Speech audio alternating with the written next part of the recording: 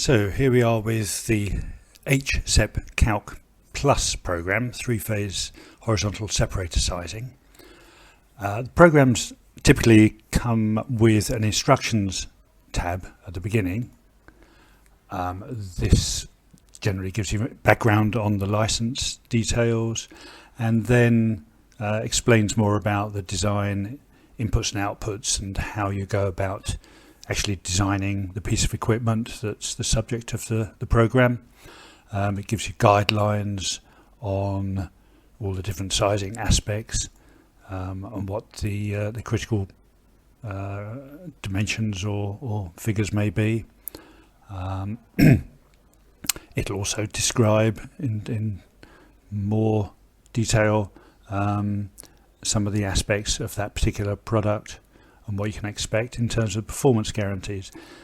On a lot of programs there's also some there are some boxes on the instructions tab where you can set certain design limits for the aspects which you'll see come out on the input-output sheet. Finally, at the bottom here you'll find a list of amendments, revisions to the program as time goes by. So on this particular HSEP Calc Plus, we'll run through the program. This is comprises 3 sheets here. On all our programs you can enter your own name of the company, so it's personalized. You can enter the project details. For the horizontal separator, the way this program works is you'll enter a size that you think is probably appropriate. Your customer may already have given you a size, or you can just enter your own that you feel is roughly correct for the duty. We'll just start with something, it doesn't really matter because it soon drops out. You have 2 operating cases where you can put in the fluid properties.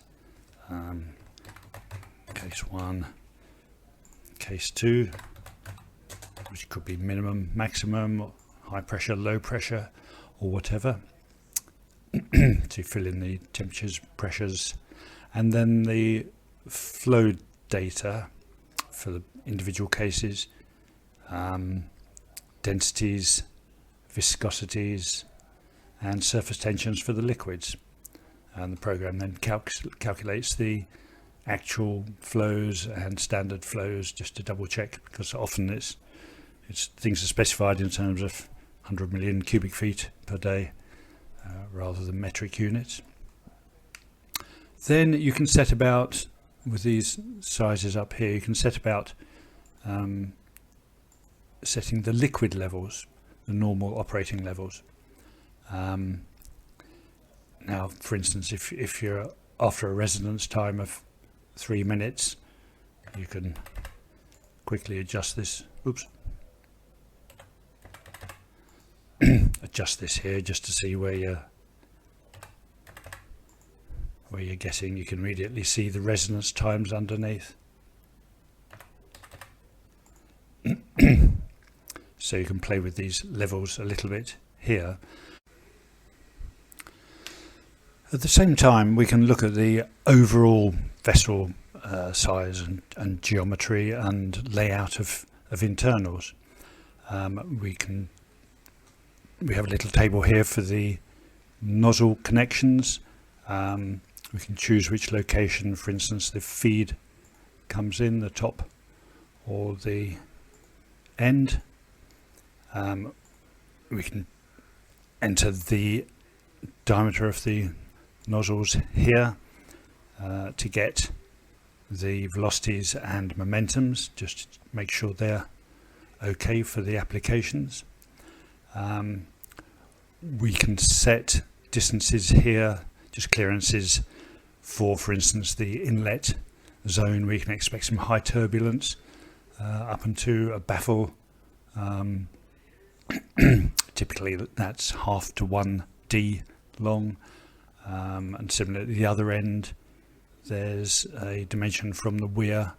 Again, that's typically 0.5D or a little less.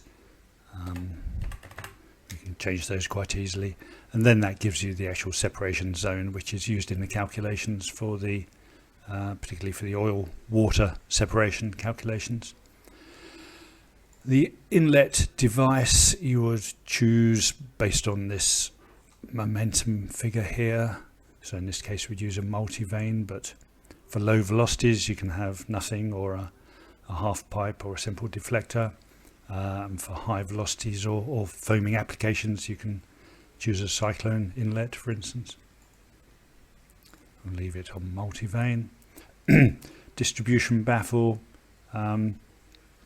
you'd choose that really based on the velocity up here, meters per minute. But if it's less than 1 meter per minute, you may choose to have nothing. 1 to 2, you'd tend to pick a single baffle. Above 2 meters per minute, it's probably safer to go for a double baffle. Foaming tendency, if you know that, you can always select unknown if you don't know. Defoamer is whether you would like one or not. It just shows it in the picture, that's all. Coalescer pack. Coalescer pack, you'd decide whether you need it, because the program up here gives you the separated oil and water droplet diameters and a prediction of the carryover in terms of percentage volume. So if you're looking for instance, less than 1% water in oil, then yes, you'd want a coalescer pack, and it draws it in for you. If you're after 5% or 3%, then you wouldn't need one. The weir itself, it's down to your preference. You can have a submerged weir like this, where the oil is fixed level throughout. An overflow type, which are quite common on larger units, or none. The none is usually for two-phase operation, which you could select up here, in which case the whole thing is treated as a single fluid with a single liquid outlet. So we'd have, where are we? Weir type, we'd have submerged, for instance. Demister, you can have a vertical demister arrangement or a horizontal. Demister, you can select the type, mesh, vane or axial cyclone. And you may need sand jets, they're quite common on production separators. So you could have nothing, or a straightforward, an old-fashioned jet type, or the newer fluidized bed type. So in selecting these, you'll be able to see the predictions here for performance, the residence times. The performance predictions are without the coalescer pack, even if you say yes, it's actually without the coalescer pack, because that calculation is done on a separate program, the PP Calc. This is just a flag to say you will need one to meet the guarantees, which we'll come to later. Then you can optimize the levels a little by using selecting the alarm and trip set points here, which gives you the hold up times and volumes. Optimize the weir height. It just changes here. All these different levels you can play with to see the changes in hold up times, and you get a visual representation here against the top of the vessel, just to make sure you're not going too high or flooding the demister, for instance. You can also have a slug of capacity that you need to accommodate, which looks at the dimension between the normal and high level, both upstream of the weir and downstream of the weir. It looks at these two areas to give you the total slug volume, and if you have more than is available, it will give you a warning that you should raise the high level. And the same with the second case, you can just copy the data from above or enter new levels if you want to operate at different levels for the additional case. Then we'll also look at the gas space calculations down here with velocities, k-factors at the different liquid levels and for the chosen mist eliminator, just to verify the sizing. It will give an estimate of foam height based on the type of foaming, sensitivity to foaming that you've selected earlier. And then a check on the liquid in gas droplet size here, just to make sure that the droplet size you want will fit in that vessel, or do it the other way around and say, well, I have 5 meters, so what droplet size is it likely to be then that that I will achieve? So what this is saying is all droplets, in theory larger than 150 microns, will drop out before the end of the vessel or before the mist eliminator. So it's only the droplets smaller than 150 microns that are hitting the mist eliminator. And similarly for the second case, it gives you a warning if the vessel isn't long enough to accommodate that target.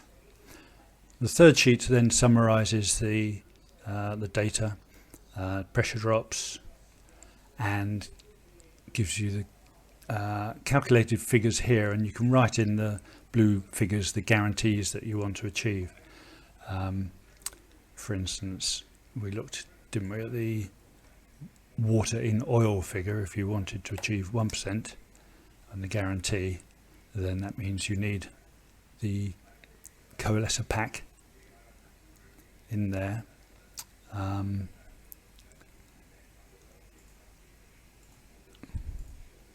update this for the cases. The chart here just gives you the droplet diameters that separate as you go along the vessel, just based on the Stokes and intermediate settling laws. Water in oil, oil in water, and gas in oil, the three charts as you flow along the vessel. And you can, if you have a coalescer pack, you can just diagrammatically indicate where it's going to go in the vessel. That's pictorial rather than anything else. And some space for notes down below.